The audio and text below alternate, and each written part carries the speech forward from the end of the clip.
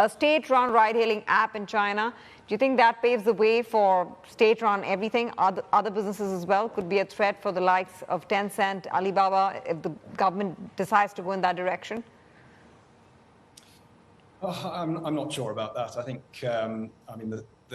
the state can't do everything, can it? And the private sector is the key engine of innovation, and I think will continue to lead the way in China and in the internet sector. So I think we'll see. The private sector could be there, James, but who's to, kind of stop the government from running a parallel course?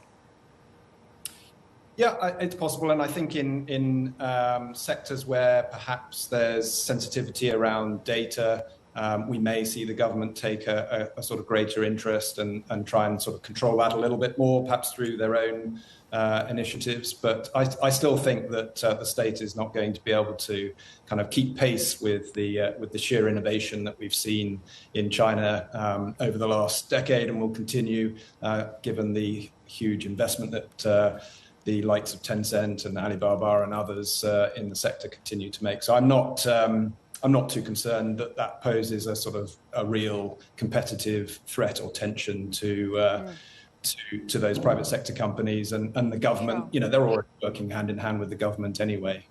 Sure, true. But does that, should that pose any kind of risk to investors? Because things turn so quickly. And in as much as it might not necessarily today be such of an existential threat, but at the same time, what's more important than understanding mobility and having that data? What's more important than consumption, if anything else, and having control over the means, especially when you have a command economy like China is? So shouldn't investors, yes, bet on the upside to come if there's a broader reopening, but still be a little bit tentative, a little bit cautious that things could turn on a dime? Yes, always. And we've seen the government now take the so-called golden shares or look to take golden shares in the big internet stocks.